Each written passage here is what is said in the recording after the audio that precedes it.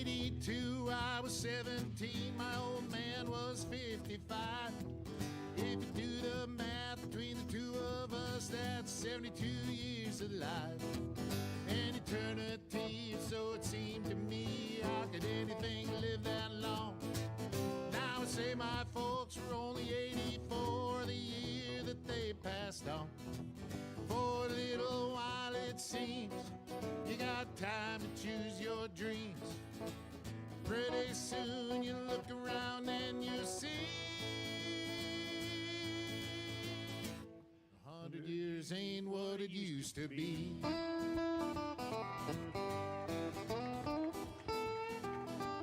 And my grandpa Roy, when he was a boy in 1904, he was taught by men who fought in the actual Civil War. And only 8 decades passed and my high school class put the tassels on the other side. Started on our way full of naivete on the great American ride. The months and years slide past, each more quickly than the last. Pretty soon you look around and you'll see 100 years ain't what... No. I am rolling.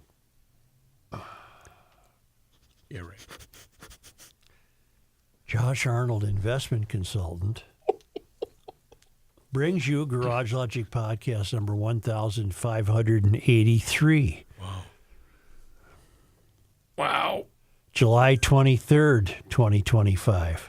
This is why you flunked out of school. My anniversary tomorrow. 105 degrees on this day in 1934. We've been talking about that year. She was a hot one. 47 degrees in 1876. Call Josh at 952-925-5608 for a free 48-minute consultation. Sharon! Hail the flashlight king. And now, from the mayor's office above the boathouse on the east shore of Spoon Lake, it's Garage Logic with Chris Reavers manning technology. We don't even have that Kenny Ozzy Olsen thing from the on Krabby this Coffee thing. Shop. It's a liner. John Hyde in the newsroom. And of course, I'm going to do this, Ken, just for you, Ken. here's your flashlight. I'm shutting their mics off. Fireworks Commissioner and the keeper of common sense, your mayor, Joe Souchere. Hi, this is Ozzy Osbourne. Stay tuned for more Hi, this is Ozzy Osbourne, and you're listening to Joe... No, one more time. Hi, this is Ozzy Osbourne, and you're listening to Joe... Souchere. You know, the mink, when he heard of Ozzy's death, said he didn't know whether to pray or paint a pentagram. I think when Ozzy got to the pearly gates, he said, you know that devil stuff? Yeah. I was just kidding. It was just a bit. My bad. It was just a bit. He knew show business better than anybody. The man really knew show business well. So I have a question about that, Ken. When they did the tribute show, when was that? 2 weeks ago? Something like that? Something like that. A couple Sundays ago, whenever that was. I'll be honest, I didn't pay any attention to it. Methinks. I watched a little bit of that, but obviously everybody knew that Ozzy was not long for the world. The roommate said it at the time. She goes, he's not going to be around much longer. Because that's what I said when they propped him up. And again, I thought there were moments, and you guys ripped me, but I thought it was kind of cool, certain segments of it, and all the musicians that showed up to participate How in about the last song he ever sang, Oh, Chris? Mom, I'm coming home. Yeah. Are you freaking kidding me? Yeah. Anyway, I thought that was cool. Now back to the program. Yeah. Enough Aussie talk. We've run the gamut here. Let's go. How low are the taxes? Do you have the audio from yesterday? Ozzy became, for me, a real endearing character because of the reality TV show. I remember when you started watching that. To see this drug-addled hard rocker attempt to have a home life, I thought was hilarious. And communicating with his kid. And he clearly liked his family. Yes. But he was so destroyed by drugs that he was, hey, Jack, come here. Or he'd get lost going outside. Here's what I thought, and I think I remember, I don't want to speak for you, but I think I remember you saying you enjoyed it, but then they started to just do things that you would think Ozzy would do. At first, it was natural and innocent, but then I think it became a little forced. It was good for about 6 episodes. And then it just... I'd even say a season or two. It got The away world, from him. according to Joe. Yeah. John, did you ever see Sabbath live? No, never did. Yeah, I saw him. Let me ask you a serious question, because I'm not a Ozzy guy. When you go see Black Sabbath, are you... Is that kind of the headbanger music that you're looking for, or is it the sound, or is it the songs for not being funny or trying to be silly? Are you asking me why I went? I went for Anybody. the irony of it and because of the copious amounts of vitamin A that I had consumed. Okay, so you weren't looking for a specific song. I was set. looking for a laugh Okay, got it. Did you get it? and more. He doesn't remember. And more because it was Ozfest. So it was a day of Do you hilarity. Do you have the audio from yesterday when our governor, Tim Walz, was giving remarks from the Stone Arch Bridge? You recall you played those for us yesterday? Yes. Give me a second. And we said something to the effect that he's certainly handling that. He can handle that. Offsite correspondent Downing has a couple of observations today, and I want to start with that one because I happen to agree with what Downing heard when Cockwomble was giving his remarks about the. Give me the first. I'll read. No, let me read Downing first, and then we'll play Cockwomble. Kenny nailed it with his comment that the Stone Arch Bridge was built by a capitalist. Tim lauded the various government bodies for their infrastructure investment of our money that will lead people to biking and taking prom pictures. Hill, James J., made an infrastructure investment of his own money that led to jobs and a booming economy. Now, here's what Tim said. I thought that's what we were going to get. Hey everybody, Minnesota Governor Tim Walz standing here on one of the most iconic places in America, the Stone Arch Bridge over the Mississippi River at St. Anthony Falls, and the beautiful skyline of the city of Minneapolis behind us. State of Minnesota, our federal partners, local parks boards, everybody invested in rehabilitating this nearly 150-year-old bridge. This will have hundreds of thousands of people walking, running, biking, enjoying themselves out here, taking engagement photos, prom pictures, and everything. This is the type of infrastructure investment that leads to the next generation having the opportunities we've all had to enjoy this great city. So for the rest of you out there, if you've not been out here to Minneapolis, I don't know what you've been doing, but now get out here, get down to the Stone Arch Bridge, spend some money in downtown Minneapolis, and enjoy what this incredible city offers. Thank you, Tim. Downing also notes he's got a great cartoon bubble about the government-run grocery store, which seems inevitable with these socialists in Minneapolis and St. Paul. In the wake of Cub deciding they're going to close? He says, I'm thinking it'll open at 9 and close at 4, Monday through Friday. Closed on MLK Day, President's Day, Juneteenth, Indigenous Peoples Day, etc. First thing you do when you come in the door is take a number. That's about what it'll be. It'll never be open. It'll be a government-run grocery store where everybody works from home. Oh, God help us. Regarding the funding of the refurbishment Of the bridge? Yeah, Yes. It was a combination of federal and state sources. The project received $12 million in federal funding, $2 million in state funding. Additionally, the bridge previously received $1 million in state funding from a previous session, bringing the total funding to $15 million. The federal funding and the state funding is all you. Correct. The federal government does not have any money. The Tim Walz government does not have any money. The money they've taken from you, only $1 billion so far has been lost to fraud, which continues to be, Which is mounting? Got a tote board, a number that goes up by the second, Chris. Did anyone see Jay Coles talking to acting U.S. Attorney Joe Thompson? Not yet, but the headlines are intriguing. I was hoping you were going to play some of it today or call Jay. Well, here's Thompson. It's meaning the fraud. It's an extraordinary problem. The fraud is pervasive in this state. Neither Coles nor Thompson mentioned our scandal tracker. This is from the American Experiment. They mentioned many of the specific items we've been tracking in a total already at nearly 2/3 of $1 billion. A final accounting for just feeding our future, autism clinic, and housing stabilization service scandals will each add over $100 million to the total, pushing the amount lost to fraud under walls over the $1 billion mark. We also know that the feds are actively investigating fraud with the adult daycare state program. When Thompson was asked by Jay Coles if things were getting better, Thompson replied, "I'm not prepared to say that." Now, I made a mistake yesterday, and we're fact-based, and I want to clear it up. Okay.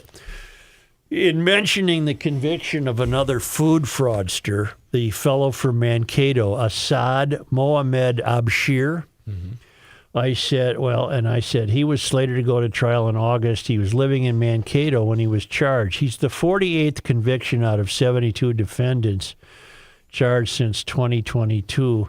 This guilty plea is another step in exposing the staggering levels of fraud that have been hiding in plain sight across Minnesota.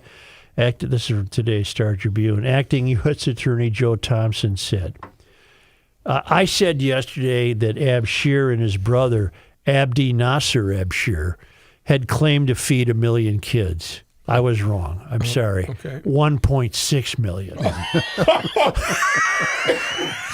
You underestimated their Under exaggeration. Yeah. 1.6 million meals were provided in 2020 and 2021 at a food distribution site in Mankato through a nonprofit called Stigma Free International, which was overseen by Feeding Our Future. Abdinasar Abshar, who was also accused of witness tampering in the trial earlier this year, simultaneously said he provided food through another entity, Horse Seed Management, LLC. I wouldn't want any food from Horse Seed Management. Yeah, not a good name. What is that? And the brother, Abdinasar Ashur, pleaded guilty to wire fraud in March. Now, Abdinasar's the brother. He paid Assad, his brother, $750. Abdinasar paid his brother $750,000 he received in the scheme, a portion of which Assad used to purchase a 2022 GMC Sierra truck. The vehicle has been seized and will be forfeited. Okay, but I'm sorry, I undercut them. Yeah. They provided 1.6 million, and I'm coming full circle to believe that, yes, people still involved in various state departments had to have been a part of this. We can't believe that our state employees are so stupid that they bought the idea that 1.6 million kids in Mankato were getting fed. If that's the case, Because if that's the case, Omar Fateh is the least of our problems. Yeah. We have people with jobs at the Minnesota Department of Education and Department of Human Services, and they see these numbers, and they kept writing the checks. Come on, they're involved. However, allegedly, I'm now claiming they're involved. So are you saying there was kickback? Well, I don't know. All I know is it's impossible for me to believe that even, John Smith, the third assistant clerk who gets this request placed on his desk, and it says, we owe these people in Mankato some money. They have fed 1.6 million children. It's impossible for me to believe he would not have questioned that. Do you perceive any outrage from the workaday public? No, I don't. Do you think it can't be because they don't know about it, right? Oh, they know about it. When you said that he paid his brother, what did you say? $750,000. That makes me so PO'd. My head almost exploded. Mm-hmm. All of us that have been working our asses off all our life and we're still living paycheck to paycheck. and these jackasses come in and pull this nonsense. Where's the outrage? How come us five are the only people outraged, and Alpha and American Experiment? Where's the outrage? Because anyone named Abdinesar Abshir will accuse you of racism. If I don't Islamophobia. I don't give a shit anymore. No, I know. Either do I. The people within the government, if I was, and I don't care if I was making 50,000 or 150,000, if I saw this, I wouldn't shut up until I was fired or run out of there. I would be so angry about this. So then what is happening? Because they didn't do that.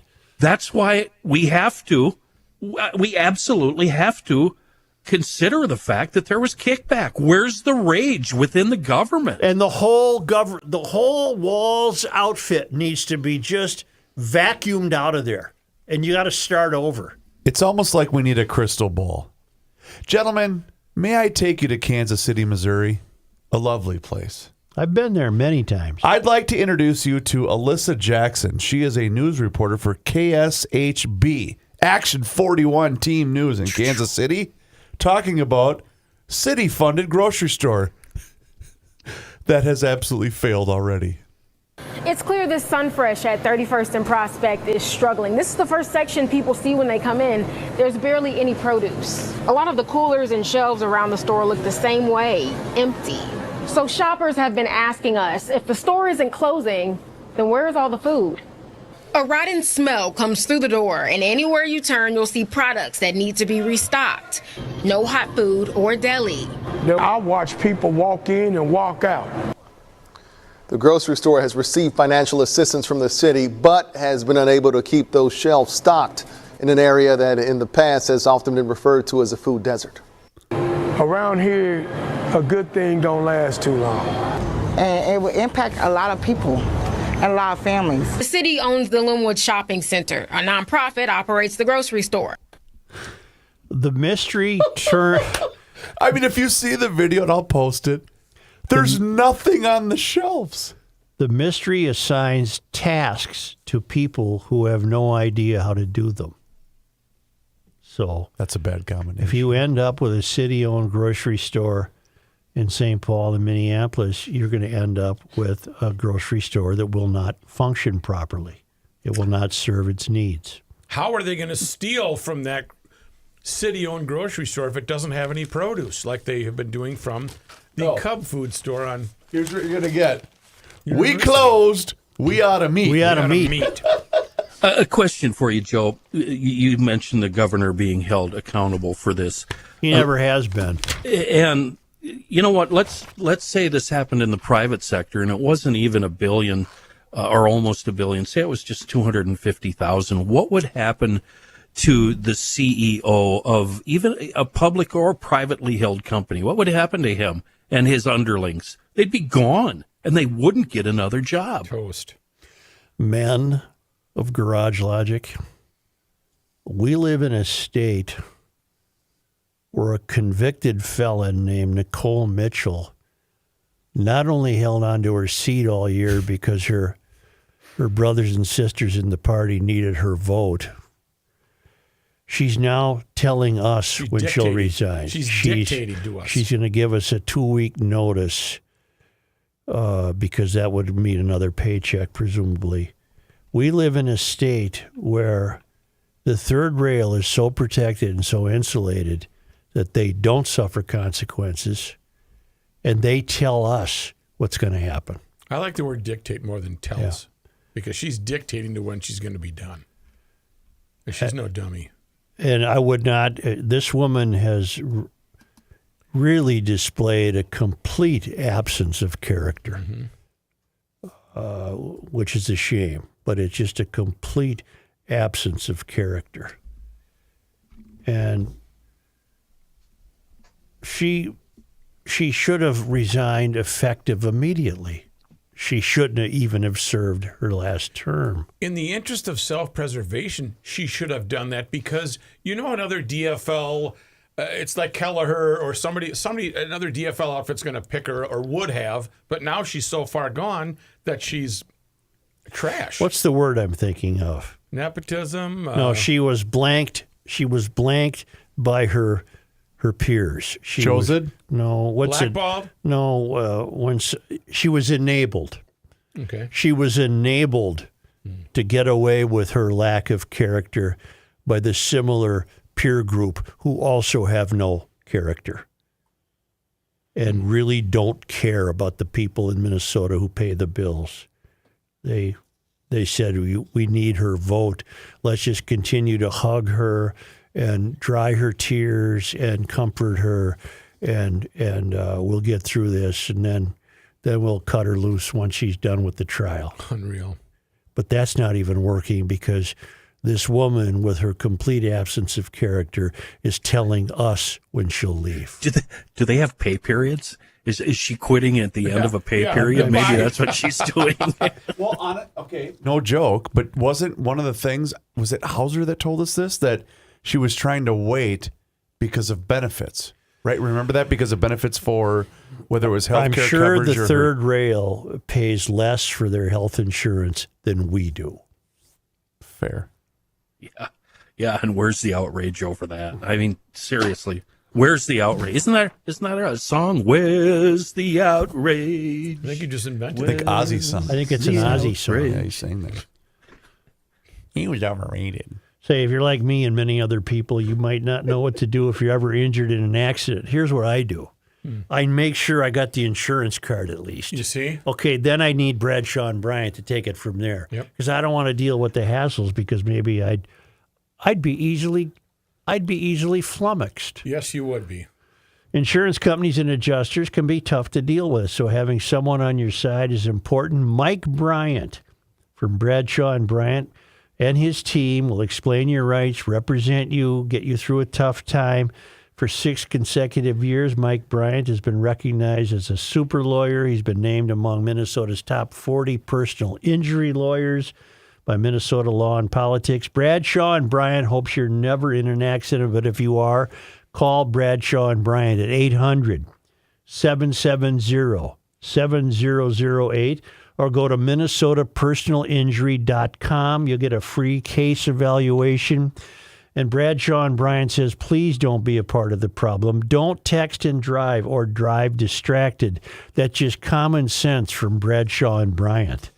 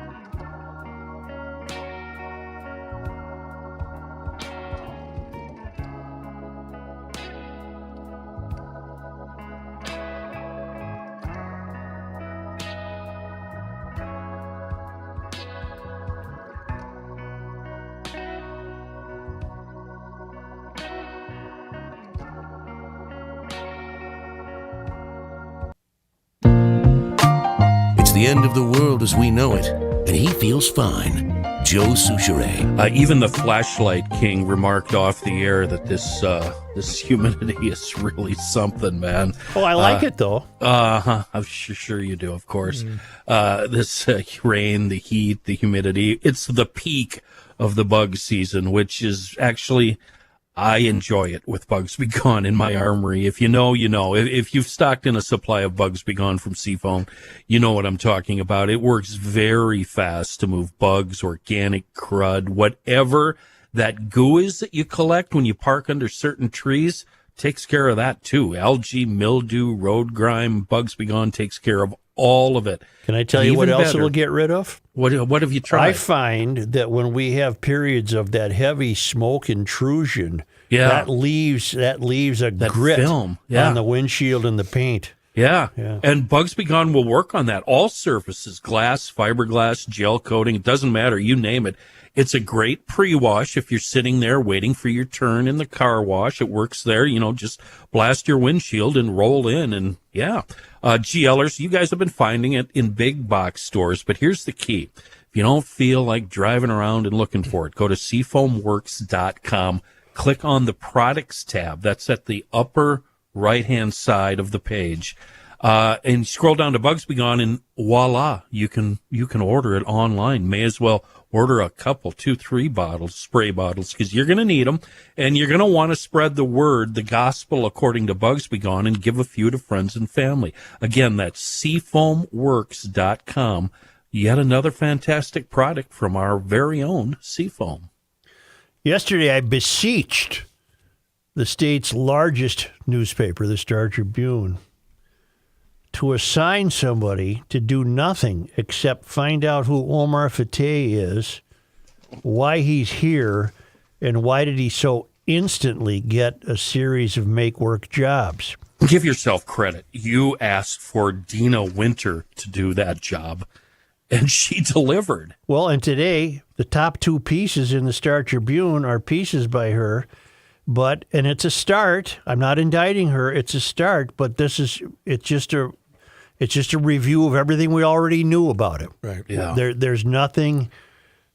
When I mean get to the bottom, I mean, we got to do Woodward and Bernstein here. We got to find, some friends told him that Minneapolis was fertile ground with politics. Okay, what friends? How do they know that? Who are they connected to? Why does a guy just suddenly show up here having accomplished absolutely nothing and then suddenly be given all of these jobs involved in the food fraud, however peripherally or not peripherally, gave a speech to the food fraud operatives when they presumably won a court case against the Minnesota Department of Education. He found it immoral that the fraudsters were not getting paid.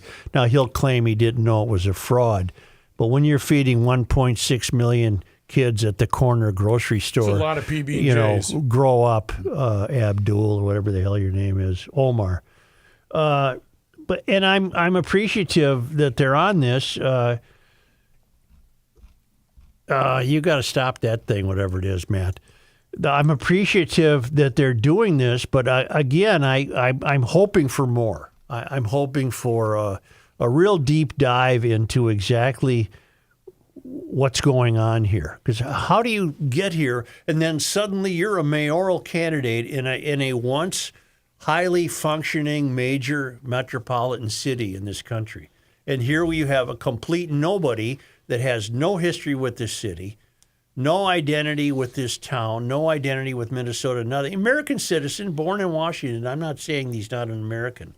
He's an American. But he knows nothing about Minnesota. He's an outsider, right? He's an outsider. Now, we've had many outsiders who come here for political. Norm Coleman was from New York. Jay Beninoff. Fry is from Virginia. I mean, it's not unusual. But it's not even unusual when it comes to mayor, because Fry's the mayor. Where in the hell are the local people who grew up here and are GLers?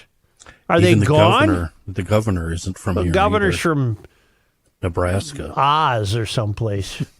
Who are these people? Where are they at? And now Fateh Omar. I just thought I'd read a little bit. He's an avowed Democratic socialist. I'm not making that up. This is not the charge of some crackpot podcast host. He's an avowed Democratic socialist. It was the Democratic socialists who drove home his endorsement on behalf of the DFL. He's going to work with the Democratic Socialist City Council. I have told you before, you can go on your own and read the entire Democratic Socialist political platform. It's available to be found on the Google. Just Google Democratic, here's what I Googled, DSA political platform. I just want you to read you. I could read you from any number of 20 pages of this platform. I'm already depressed enough the way it is. Well, let me read this part. We fight for the abolition of capitalism and the creation of a democratically run economy that provides for people's needs. Our demands: social ownership and democratic control of utilities and key industries, including railroads, water, gas, electric, telecommunications, media, internet service providers, and other critical sectors of the economy through direct government support, public banks, and pension funds at every level of government. Nationalize and bring under public ownership through federal majority ownership with worker, tribal, state, and municipal equity, railroad infrastructure and operations. Nationalize and bring under public ownership through worker and community ownership and control institutions of monetary policy, insurance, real estate, and finance. Ensure that employees have the right to purchase businesses and are able to secure funding to facilitate their cooperative ownership in the event of a sale or closure. Bring under public ownership and develop in-house alternatives to major vendors that provide essential equipment and contracting services to public agencies such as manufacturing transformers, railroad and public transit fleets, lithium-ion batteries, and providing infrastructure planning, engineering, and construction services. Okay, that's under We Fight for the Abolition of Capitalism. It sounds to me like controlling the means of production. It sure does. Yeah. Well, it is. I mean, here's some of the headlines of the platform, and I won't bore you by reading the demands. Ensure public control of communications technology. By public control, they mean government control. Right. Protect and expand social insurance and pensions.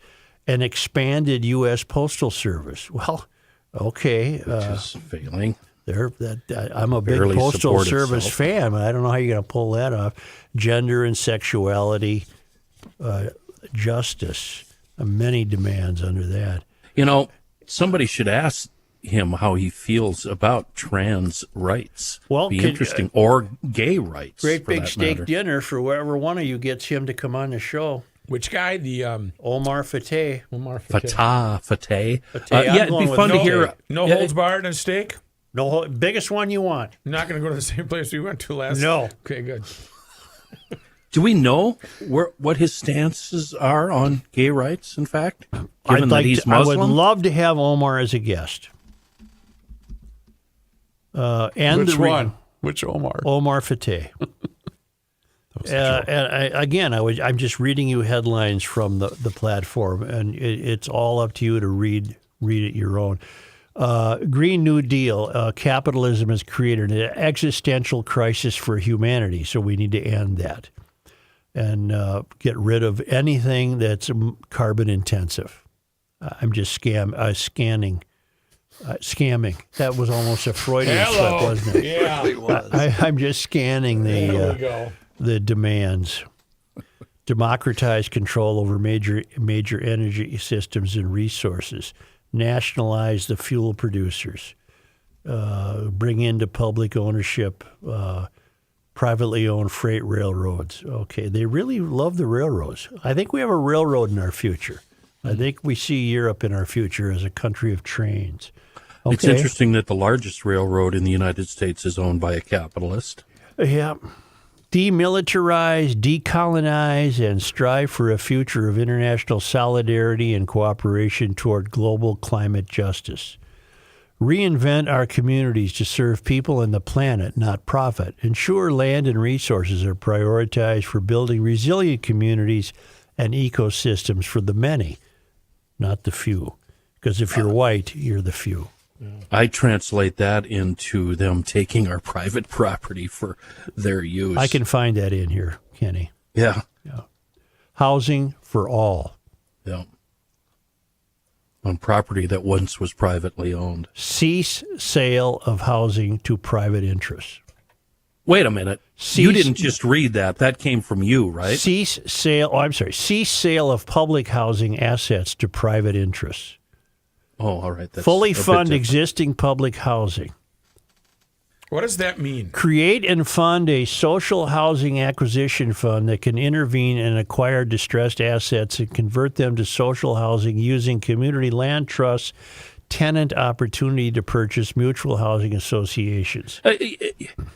Let's not dance around it. Social housing, you know what that is, right? Mm-hmm. That's the ghetto. Mm-hmm. That they're going to bring the ghetto to your neighborhood. Is that that's like a hostel? That's what. No, that's hostel? what. No, it's what public housing is. Go find the public housing around the Twin Cities. Tell me what you think of those neighborhoods. End homelessness in the U.S. by implementing housing first relief programs. Okay, but are they willing to address why people are homeless? They're drug addicts. Are they doing anything for the homeless today, right now? Of course not. Work to address, cease, and heal the harm caused by our ruling class. Only by listening to and aligning with those directly targeted by these policies can we begin to work toward a unified global vision of socialism and international working class solidarity. These are people who want to unravel the U.S. and turn it into Denmark, although they're wrong because Denmark is not necessarily socialist. Well, and not only that, but Denmark could fit about the size of Wisconsin. So we're too big. I don't know how big Denmark is, but it's too big to pull this off. You mentioned the ruling class. Yeah. They are the ruling class, at least in this state. Sure are around here. Do you still have Dina's piece in front of you? Yeah. I want you to talk about the last two items on her piece. It's after the jump. One headline is 6. He was embroiled in election fraud probe. I think that's worth looking at. And then the last one, he supported feeding our future until raids began. I think those two they're worthy of discussion. Very last items in the piece. There you go, right down there. Oh, wait a minute. It's under the photo. Yeah, I think your hand is almost on it. See Fateh on A6. Here's A6. Where's the jump story? You at the jump? It ain't on A6. He was embroiled in an election fraud probe. Federal investigators looked into voter fraud allegations in Fateh's 2020 primary election, and in 2022 charged Fateh's brother-in-law and campaign volunteer, Muse Mohammed with lying to federal grand juries about Mohammed's handling of absentee ballots during the campaign. Yeah, we had that yesterday. We also had yesterday, and I think it's worth repeating today, he supported feeding our future until raids began. We should hammer on this every day. He defended the nonprofit at the center for what became a massive pandemic relief fraud, feeding our future, until the federal raids began. And he believed that the stopping of the payments was immoral. To him, immorality was his fraudsters couldn't continue to function until they resumed getting their checks. The only thing I'm disappointed in with Dina is that's very last, where people seldom follow the jump when that should have been. Those two items should have been first. I don't know her. I don't know what the plans are for the paper to continue on this. This was just a nice beginning, but again, this is going to require some extensive work. And for all I know, although I find this hard to believe about if we go all the way up to Glenn Taylor, the owner, I find it hard to believe that the paper would wish to be accommodating to a socialist takeover of the city, because that would be a de facto socialist takeover of the newspaper and result in state control of the media. I would think they would be fighting this tooth and nail. They're cozy arm in arm with the walls right now. Oh, I yeah. mean, they're hugging each other, And hugging it out. And they've been leaning left for how many years now? There's leaning left Forever. and going off the deep end. But you can't upset your base, is I guess the point I was trying to make. Right? Their base leans left, but they're still a functioning newspaper with news in it. Now they are. They are. Yeah. Weren't we talking about this on MNST on Monday? The sports page had 2 pages. Well, that has nothing to do with what we're talking about. I'm saying from a functioning standpoint. It's a 4 pages, by the way. Okay, but my point is they're hemorrhaging right now. Well, hello, we don't even have a bleeping building, much Where's less the party? hemorrhaging. No, they're going to be okay. Papers are dead, folded, just lost its weekly after 100 years. All right. 3 of them went down, or 4 They're of all them? going down. Yeah. And, I meant to say this. Thank you very much. You're welcome, Joe. A little lightning bolt went off in my head. Let's go. And that hurt when that happened. I know. You got to hit the button. Much of what has happened to city governments in Minneapolis and St. Paul, not to mention the closer you get to the country's other tallest buildings, much of what happened, and what's going to happen is directly proportional to the decline of newspapers. That's a hill I'll die on. No, Melvin Carter, I know this in my heart, could not have gotten away with this meaningless 23-person cabinet he has, or however many we're up to, with their meaningless job titles, if there was a 6-person bureau at the city hall run by the Pioneer Press. It would not have happened. Which you mocked when it was only 16 people. I have an analogy. A couple years ago, my son had a raucous house party that went to early morning hours with live bands. Dad asked the kid, "Aren't you worried about the cops showing up?" To which the kid said, "The cops? Come on. There ain't no cops to watch out for this kind of thing." And that's exactly, you're right. That's exactly what's happening with the lack of newspapers. No cop, no stop. Yep. Amen to that, brother. Now, to round out this thought, newspapers themselves have undeniably attracted to their fold people who tend to be left-leaning. So there is that to deal with. But if you go back 50 years, that might even have been true. But what also was true is that the newspaper still held on to a valiant notion of being a check on things. They held on to a very strong idea that there was a place for them in society, and their place was to provide a place where the buck stopped. We're here to examine this. We're here to bring truth. You can't get away with this. That's why I say the degradation of the Twin Cities is directly proportional to the decline of newspapers. And no one's going to change my mind. It's just that's the way it's been.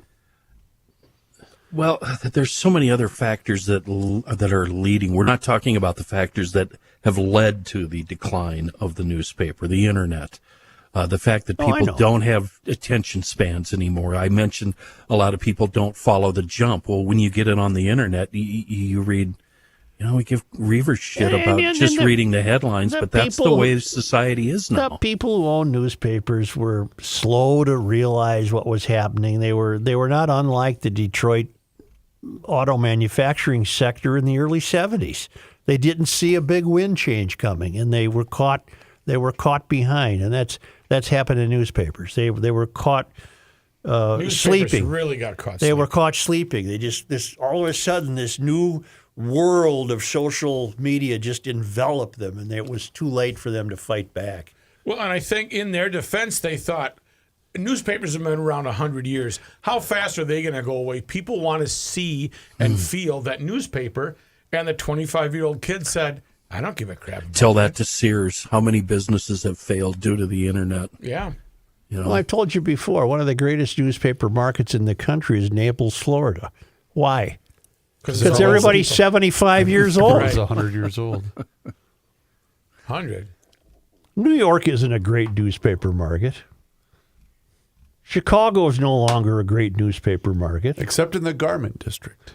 I make a nice living. I'm comfortable. how many did they had 3 dailies in Chicago. Oh, did they God, you want to go back far enough? They had 7. Hey, Chicago, how many newspapers you got? I got 3. Why? I don't know. The Chronicle, the Observer, Sun-Times, and Tribune. the Times.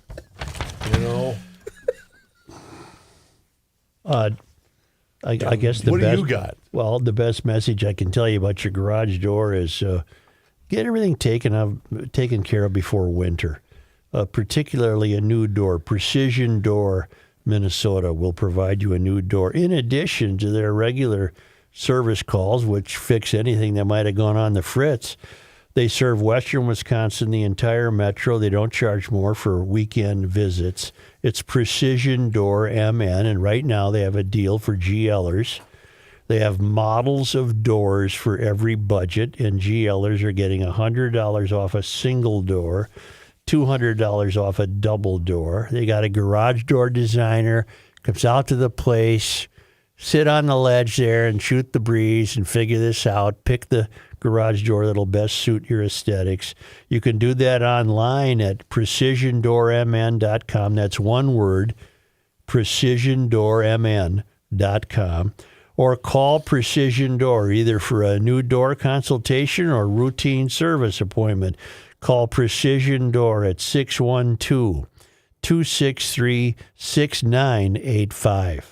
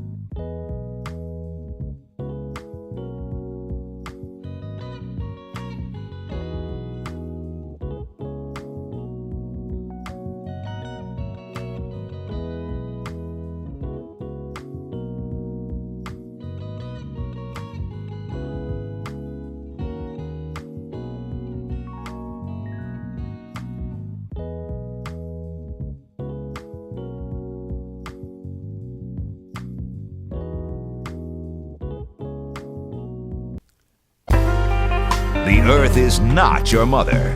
The Joe Souchere Show. Here's That's John, all, folks. Here's John Haidt. Thank you very much, Joe. This news update is brought to you by North American Banking Company. An arrest in the June shooting of an 11-year-old in Minneapolis. Minneapolis police announcing they arrested a 16-year-old boy in connection with the murder of 11-year-old Amir Lamar Atkins. The teen was arrested yesterday in Apple Valley. We did this story extensively when it happened. Gunfire erupting at Falwell Park on Dowling Avenue North in Minneapolis, June 23rd.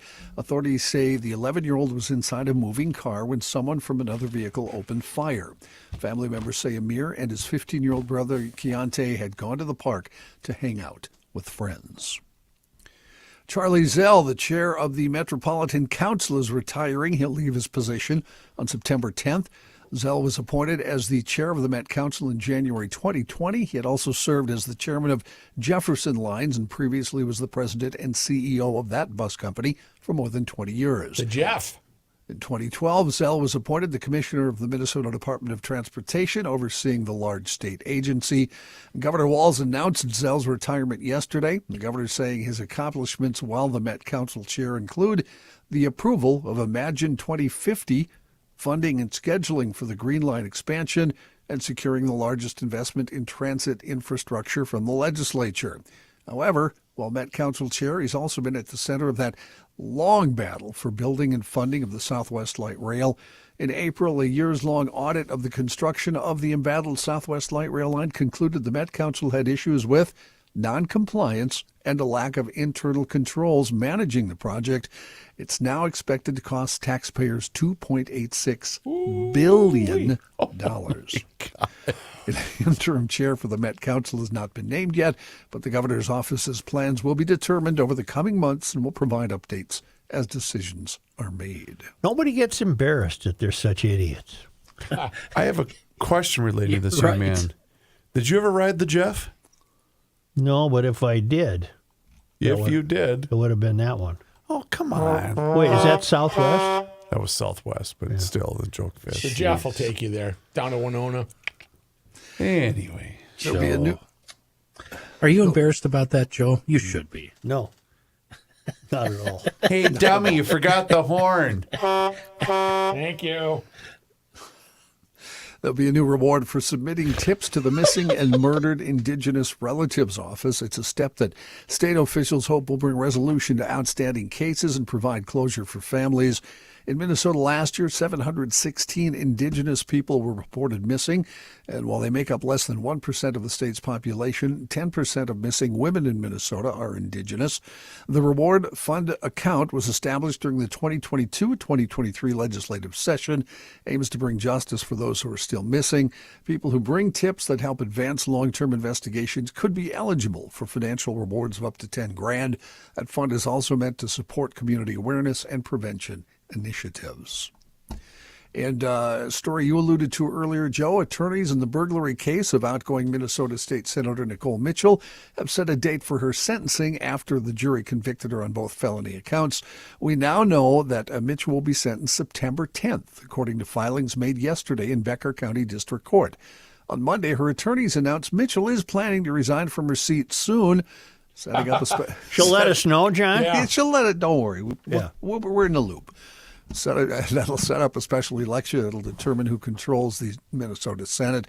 She was found guilty last Friday of first-degree burglary and felony possession of burglary tools after her 2024 arrest for breaking into her stepmother's home in Detroit Lakes. Dane DeCray, one of her defense attorneys with the Moorhead-based Ringstrom DeCray law firm, said her conviction carries a mandatory minimum sentence of 6 months in jail. DeCray said it'll be up to the judge to ultimately decide. She will wrap up her work at the legislature sometime over the next 2 weeks before she resigns. She'll let us know, John. Governor Walz is expected to call a special election once she I'd give her 50 years. turns in. At least 50 years in prison, don't you think? Her resignation. I mean, she had the crowbar right there. Right. I mean, she did a bad job at it. She wasn't good at it. When she gets out of prison in 50 years, if we're still doing the show, she'll have to attend the Gumption County Institute for the Criminally Incompetent. She'll have to do the specialty course on how to dress. Right, overnight right. burglaries. I really hope we are doing the show, and I bet if we went to the Bob Dylan concert, we'd be in a special section. I hope we're not 50 years from now. I don't we take a quick break now and hear from our friend, the Rookie.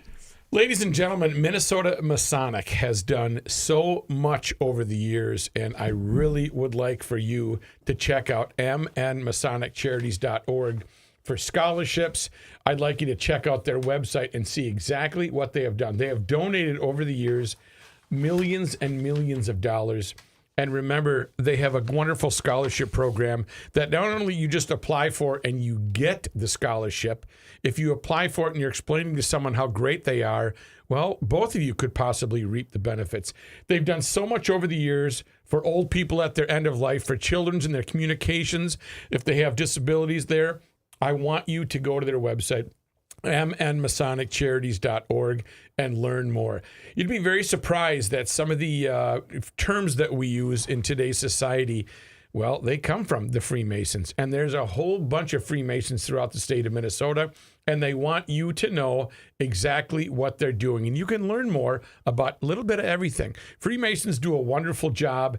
And also, I want to get the word out that there's Freemasons out there want you to know what there doing. How do you get informed? If you have questions about that, you can call them 952-948-6200. But why waste the time on the phone? Just go to their website, mnmasoniccharities.org. That's mnmasoniccharities.org. In 2006, they started the Charities of Minnesota Masonry combined to create one umbrella organization, Minnesota Masonic Charities, a mission to promote greater levels of philanthropy. And of course, common sense prevails. mnmasoniccharities.org.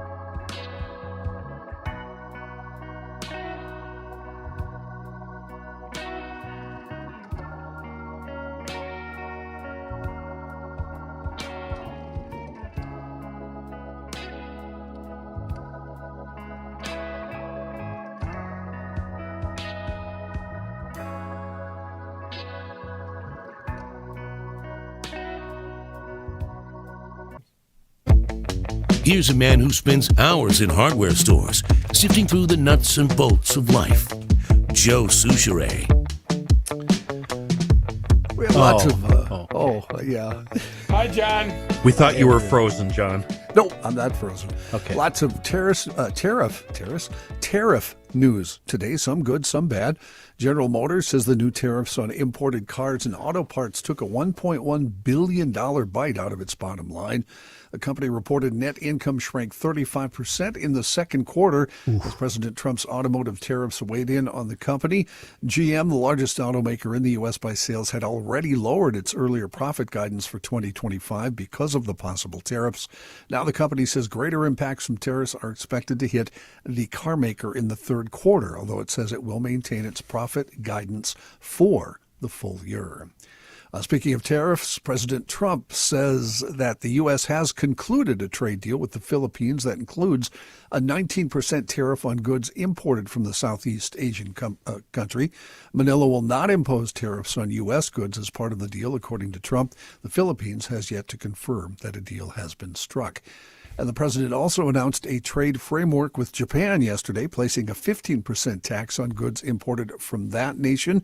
The president said Japan would invest, at his direction, $550 billion into the U.S. and would open its economy to American autos and rice. The 15% tax on imported Japanese goods is a meaningful drop from the 25% rate that the president, in a recent letter to Japanese Prime Minister Shigeru Ishiba, said would be levied starting August 1st. Early today, Ishiba acknowledged the new trade agreement, saying it would benefit both sides and help them to work together. Did you guys see the viral video of the gentleman that bought his wife a T-shirt that says tariff on it? No. And she said, well, what's this for? It's like, because you cost me way more than you're worth. Really? Ooh. Yeah. Yeah. Ooh. Really good idea. Ooh. Great idea, bud. Joe, what's your recommendation? You have any advice on something? You got a like ruling that? on that one? I wouldn't Mr. buy Mayor? such a shirt. I notice you're not even laughing at No. something. No, that's terrible. That's Why would you danger. do something like Well, that? Royce said, if I Oh, die God. from a fall, you'll know it's because I tripped over Amazon boxes. Yes. Yes. Right by the staircase. In other news, literally, and I hate using that word as much as you guys do, hundreds of tributes poured in yesterday after the death of Ozzy Osbourne. Heavy metal musicians, members of Metallica, Rob Zombie, other heavyweights in the rock field like Elton John, Rod Stewart, Ronnie Wood, surviving members of Nirvana, Alice Cooper, other pop stars, rappers, Pat Boone, comedians, and even the group PETA, who Osbourne did several ad campaigns for, posting tributes to the so-called Prince of Darkness. Pat Boone? Pat Boone, he was his neighbor. They lived by each other. Okay. Those tributes pointed Wow. to... That is strange. Just picture them at like a backyard barbecue. Yeah.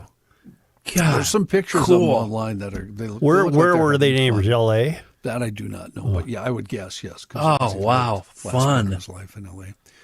Those tributes pointed to traits that would go against the Prince of Darkness nickname, with those that met him talking about his kindness, gentleness, great sense of humor, and bellowing laugh. Ozzy and his band Black Sabbath helped create pretty much the heavy metal genre and laid the template for that style of music. He had been diagnosed with Parkinson's disease about 6 years ago. His death comes just 17 days after he performed his final show in Birmingham, England, alongside his Black Sabbath bandmates at the Back to the Beginning benefit concert. That concert raised $190 million for various charities. Wow. A statement from his family said Ozzy was surrounded by loved ones when he died. He was 76 years old. Fellas, here's your quiz for the day. Give me the Minnesota connection to their early career. Black All right. Sabbath. Semisonic. Nope. I give up. It involves a song. Does that help any? Mr. We're going to Crowley? win, twins. He did an incredible, they did, cool version of Evil Woman by Minneapolis's Crow. Yeah. Remember Crow had a big hit with Evil Woman? Yeah. Black Sabbath covered it wonderfully. No, not that Evil Woman. That's E.L. O'Rourke. Oh. I would love to hear even that Ozzy gets- cover Evil Woman. I didn't know that. It's excellent, yeah. Wouldn't it be great if we could play music? Chris Yeah. can find it for you during a break. It's a real straight reading. Evil Woman, don't. That's the one. Yep. Geezer plays a wonderful interlude on bass, and then Tony Iommi's guitar solo. Is there a lot of humming in it? Is John talking softly today, or just yeah, my maybe ears? I was there. How's this? Is this better? Better, yes. I wasn't up against my mic. Well, I think you should be. Okay, now I am. Yeah. How's that Well, sound? He was loud enough to chastise me on. Yeah, that's ELO rookie. Got it. I got it now. Yeah. It worked out for Trey Parker and Matt Stone. They're the creators of the animated series South Park. Boy, I'll say it did. The LA Times reporting they've reached a groundbreaking 5-year deal with Paramount for the global streaming rights for the series, valued at $300 million per year. So that means $1.5 billion for the streaming rights to South Park. Here we go. He's going to find the button. Let's see what I got here. And he's going to stick it over there. I got a fever. Yeah, that button works. And the only prescription is more cowbell. Yeah. So what does that mean, the streaming rights? That means you'll be able to watch it on Paramount channels. Okay. And that's all, nothing else. And are they still making South Park? They or is still, well, yes. In fact, as a matter of fact, thank you, Rook. I didn't mean to get forward, Johnny. All the negotiations were going on. The South Park Season 27 premiere was delayed by 2 weeks to July 23rd. In response, the official South Park Twitter account released a statement from Parker and Stone saying, "This merger is a bleep show and it's bleeping up South Park." The deal wrote in response to a press release from Comedy Central about the change in the premiere date. The new deal with Parker and Stone's Park Country production company would bring regular South Park episodes to Paramount Plus in the U.S. for the first time, marking a major strategic shift for the long-running animated satirical program. Warner Brothers Discovery's HBO Max had previously maintained the exclusive streaming rights to the series, although Paramount Plus has aired several South Park event specials. The HBO Max deal expired last month. How does Paramount get their money back? If you're watching it, will there be commercials? Well, they get money either from subscribers, number one, and number two, I'm sure there's a level of Paramount where, yes, they show commercials. I see. I have a 3-part question now since you just introduced that nugget. Rook, what did you think that meant by streaming rights? Out of curiosity, because you asked I the had question. absolutely no idea. Oh. Because I thought, can't you get that show on Comedy Central? Even I would have got that answer. So typically, Joe, what that means is, so now Paramount owns the rights to broadcast the show. I figured that out. But now what they can do is then sell the characters in development for things like advertising. So let's just say, pick a product. Ford wants to do an ad. Now they can use characters from South Park, but then they have to cut a check to Paramount for the rights to use that. Have you ever watched a cartoon or an animated series that was so disturbing that you couldn't continue watching it? Just disgusting, disturbing, Okay. like make you want to puke, disturbing. That's my next question. How far can they take this in this politically correct?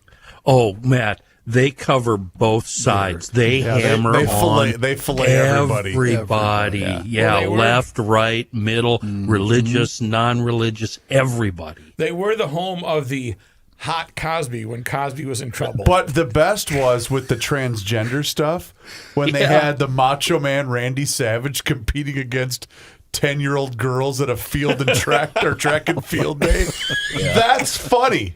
Trey and Matt went to the Oscars in 2000 tripping balls, dressed in dresses. John, that's how serious they take this. The way you phrased it, too, I don't know what the quote was from, either Parker or Stone, I can't remember, but are they so offended that they're not going to cash the check? Are they that offended? No, they're not. Well, all this, I skipped the part about they were in negotiations with Paramount Plus because of the merger, the same thing that Trump and CBS had issues with. So that was what caused all the problems. So they were basically commenting. Because of the buyout, basically, for Colbert? The whole thing was, driving him crazy. Joe, that's a lot of money for the broadcast rates, isn't it? That's a hell of a cartoon. 1.5 billion. You would love Cartman, Joe. He is just such a foul, messed up, horrible person. He's just hilarious. Oh, my God. Any truth to the rumors that somebody's sniffing around looking for the streaming rights for GL? 1.5 billion? No. Where is South Park on right now today? Could you watch it? Comedy Central. Yeah, I watch Comedy Central almost every day. Which is not even a streaming service. That's a television channel. right? Right, Well, but they it's- also stream. I could have told you Joe. that. Oh, They, God. everybody streams, including you. Unless you get to a certain age, then the streaming kind of stops. You're now, streaming right now, Such, on YouTube. Joe, Hey, think DA, of it what's this the way. password for Peacock? Remember, all I do is stream, right? Yes. There's no other way I get TV. I can watch Comedy Central whenever I'd like to. Right. So Do I say it into my microphone? Comedy Central? No, you say it into your remote. My remote? Was the first But year no, I that- have that microphone. I can set it right. up and say Yeah. it. Johnny, say does it right go there. back to, forgive me if you mentioned this, 96, 97? When did South Park Yeah, first I think it was debut? 97. Yeah. Something like that? it's 27 seasons, What? so I don't know if they went on an actual yearly basis. Wow. So What a run, I'm going to man. be casual for the rest of the day right now and just sit back, enjoy the show. Starting now. Starting now. yeah. I miss Beavis and Butthead. Oh, Yeah, me too. have you seen the stuff that's resurfaced? Because what's his name again? Mike Judd? Mike Judge has brought them back to life a little bit on social media. Well, he did a white privilege thing. It was truly. Oh. I was needing oxygen. I was laughing so hard. All right, no, I got to There- play you that know, in addition to Ozzy. Joe, you will argue with this, but I think most of us here would agree there has been as many animated clever series in the past 20 years as there have been normal series. I don't So doubt that many. for a moment. Yeah, So just many. tons of them. Like Bob and Ray. Snoopy? You include Don't Snoopy start in on that? Bob and Ray Reavers. I'll come through there. You don't know who Bob and Ray were. I know. And they So- weren't animated. So you really need to just forget that because They were friends of Mr. Rogers. That's right, Weren't Kenny. They They like were. a train engineer. Johnny, are you and done? The guy in the I got to get a caboose. shot at it, Chris John? first. Let me get a shot at it, Chris first. When he talks comedy, it's like when he talks music. So all right, let's move along. Zingers! You really got me there. Hey, Okay, I think John. I'm done, Chris. John, they're What do we too got? dumb to be insulted. That's the problem with those two. I appreciate that. I'll throw See? me in there, too. John, did Not you even have that. the Reavers? Throw me in there. Reavers. Hi. Three of us. I'm here. I'm going to ask John this question. Yeah. Where Did are you you? have the, Oh. Did you have the story, John, of the TSA passenger? What town was this? If I've been briefed on this. Who was stopped because her bra was full of turtles. I like did not. turtles. That's right. Whoa. I did not have that. It doesn't even tell us. Were they snappers? You know. Well, sometimes. They look pretty good. They were white turtles, and apparently they're rare. This was this happened somewhere. Hey, home, I can It dig happened in. Oh, you're right. The story doesn't say. This is Australia. I like turtles. terrible Australia. reporting, but Newark Liberty. no, that was a International guy Airport. who got stopped in Oh, Newark. yeah. What it is, He Jonathan? had stuff in his groin. He area. had a groin full of 5-inch red-eared slider turtles hidden Hey, in his now. pants. Yeah.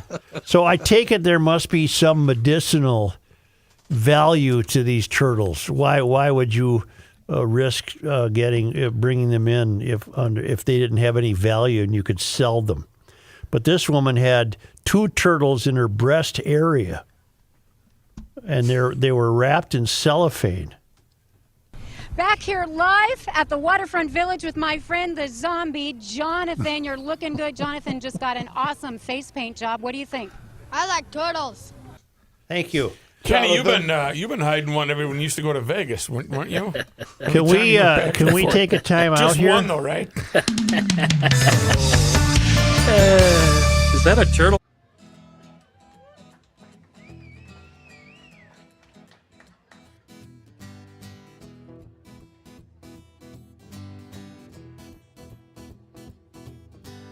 '82, I was 17, my old man was 55. If you do the math between the two of us, that's 72 years alive. An eternity, so it seemed to me. How could anything live that long? Now I say my folks were only 84 the year that they passed on. For a little while it seems you got time to choose your dreams. Pretty soon you look around and you see 100 years ain't what it used to be.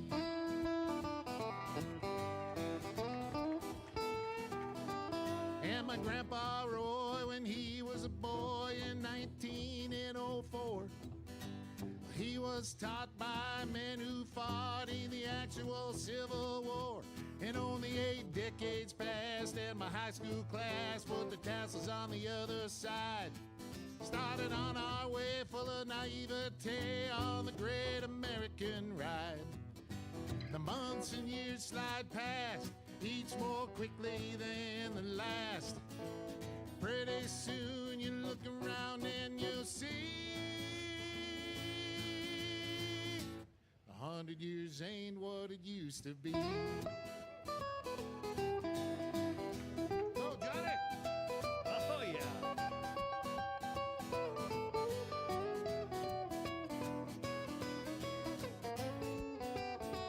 Oh, yeah, Johnny, hey!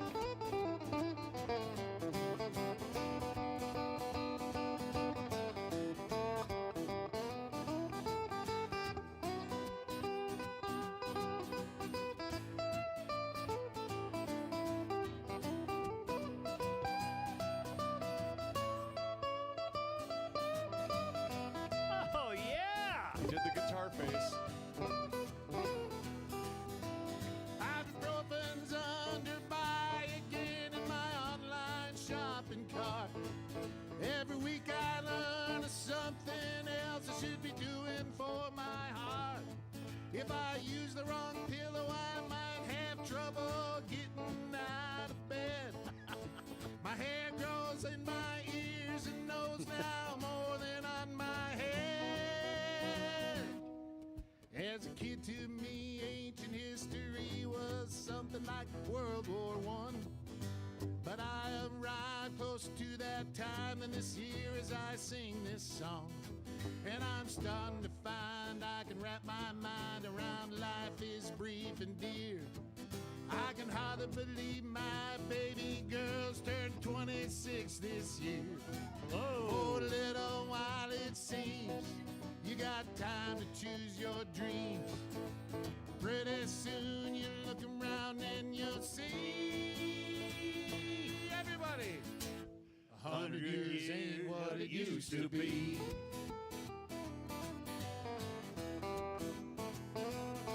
Before you know it, you're 63, making plans for Medicare A and B. You look around yourself and you see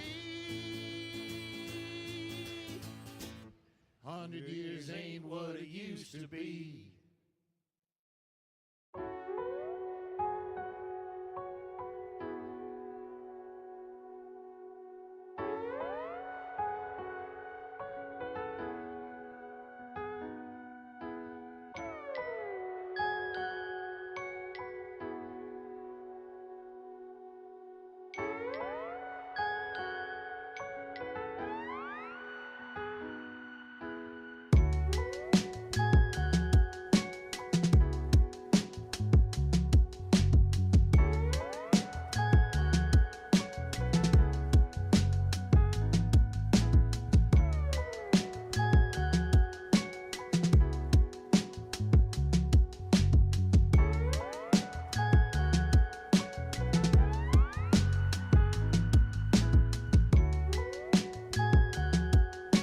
Yeah.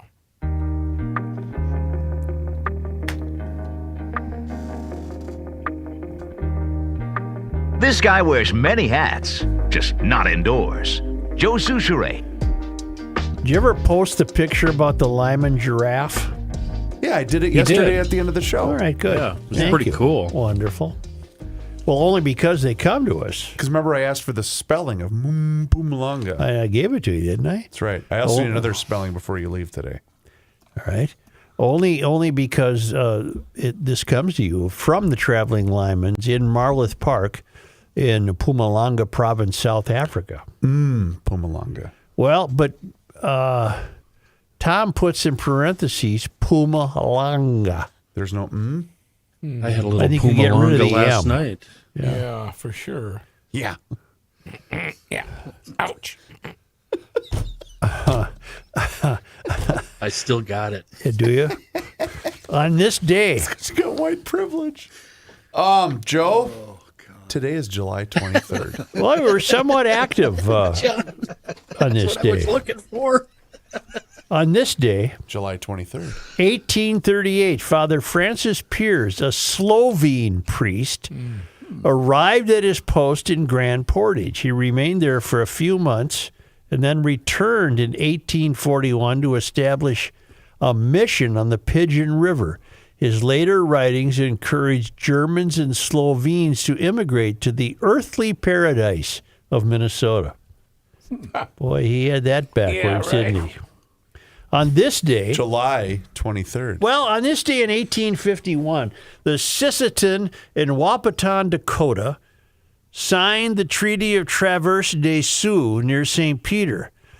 Mapia Wakasta, Cloudman, and Istaba Sleepy-Eye were among the Dakota signers, with Alexander Ramsey and Luke Lee representing the United States, with missionary Stephen Riggs interpreting.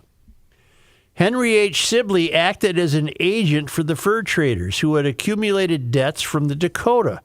In the treaty, the Dakota relinquished title to their lands west of the Mississippi, about 24 million acres, for $1,665,000, and a reservation for the Indians was set up in the Minnesota River Valley. Soon, a similar treaty with other Dakota bands was signed at Mendota. Problems with treaty payments would be one of the causes of the U.S.-Dakota War of 1862.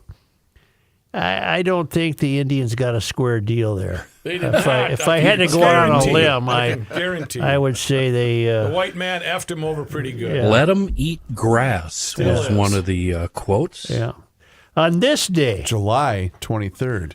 Well, Chris, this was in 1872. That's a long time ago, Joe. A mob attacked the Brainerd jail, where two Ojibwe brothers, T.B. Kikishek, Wabi, and Go-Go Once, those are the coolest names I've ever heard in my life. T.B. Kikishek Wabi and Go-Go Once were being held for allegedly murdering a woman. The men were taken to a nearby pine tree. That makes it sound like there were maybe three to choose from. Right. They went to a nearby pine tree and hanged in front of a crowd of 1,000. Wow. After the lynching, a rumor spread among Brainerd's residents that angry Ojibwe were planning to attack the town. Sheriff John Gurrell telegraphed Governor Horace Austin for help. 3 companies of troops were sent out, arriving July 25. The troops found the Ojibwe in the woods picking blueberries, and the entire incident became known as the Blueberry War. Our native brothers and sisters aren't coming off too well on this day in history, are they? No, they're not. That's for sure. They have not. On this day, July 23rd. 1924, St. Paul's horse-drawn fire engines made their final run. On this day, July 23rd. In 1943, Princeton area farmer O.J. Odegaard was the first to utilize the labor of Axis prisoners of war when he requested 100 Italian POWs for farm work due to the acute labor shortage in Mille Lacs County. Odegaard was forced to pay the average wage for farm work, $3 per prisoner per day, and the prisoners and 40 armed guards arrived from Camp Clark, Missouri on September 5. Provided with kitchen facilities, the prisoners prepared their own food, and in fact, they were such skilled cooks that their guards preferred their meals over standard Army fare. Whoa. And out of this came the birth of Mancini's on 7th Street. Yeah, I didn't know that. No, it didn't really happen that way. Yeah. One would think. On this day in Minnesota sports disappointment history. July 23rd. 1975. I think you said.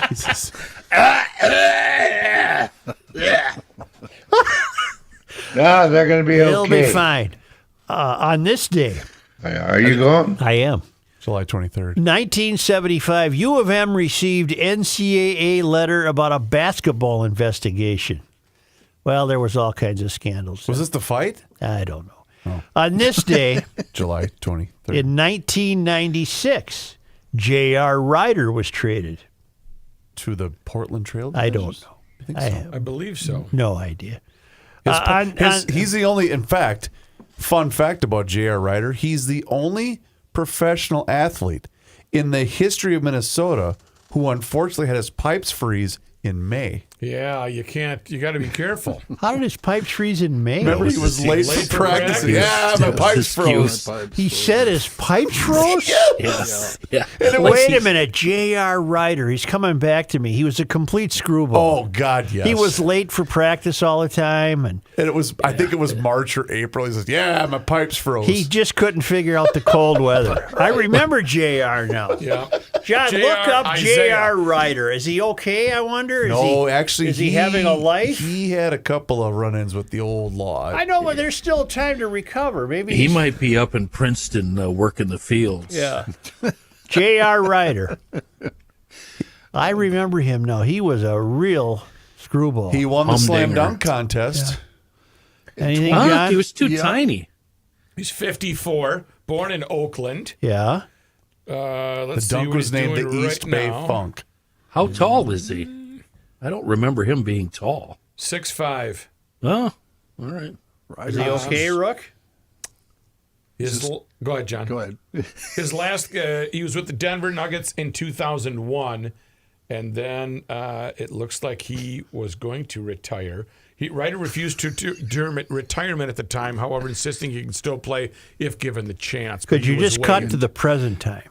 In 2007, he was sentenced to 7 months in jail after pleading guilty to cocaine possession, evading police, and battery, although he only served about half that time. He said, "It was the ultimate low point in my life. There were no visitors, no one down for me, no letters. I had fake friends. They all left me for dead."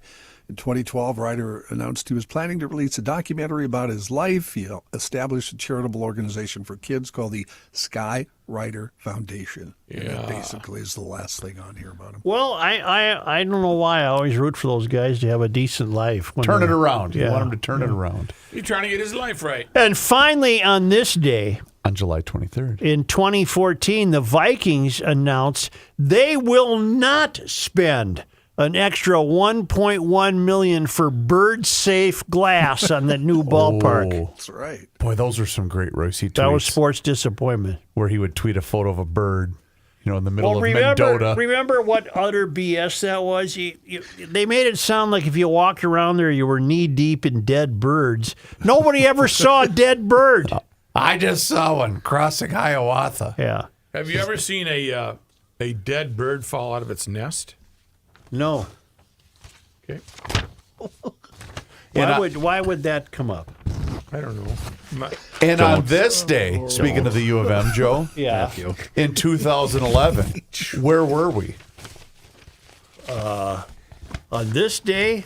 Twins game. You mean the show? 2011. We were at U2 and Joe saw 4 whole songs before he decided to leave. No, I saw more than 4. I didn't leave that early. Remember my buddy who had the looked like a terrorist vest with he had every liquid available. Every little pocket of the terrorist vest had little airplane bottles of vodka in it. You mean a fly fishing vest? Yeah, something like that. Exactly you call a fly fishing vest a terrorist vest? No, because he looked like a terrorist ready to pull the cord. And if he did, then vodka would have poured out his jacket. Right. That's it for me. Okay. It's got to be somewhere. How about we do this? How about we urge everyone to hit the subscribe button on the Garage Logic YouTube channel? That's right.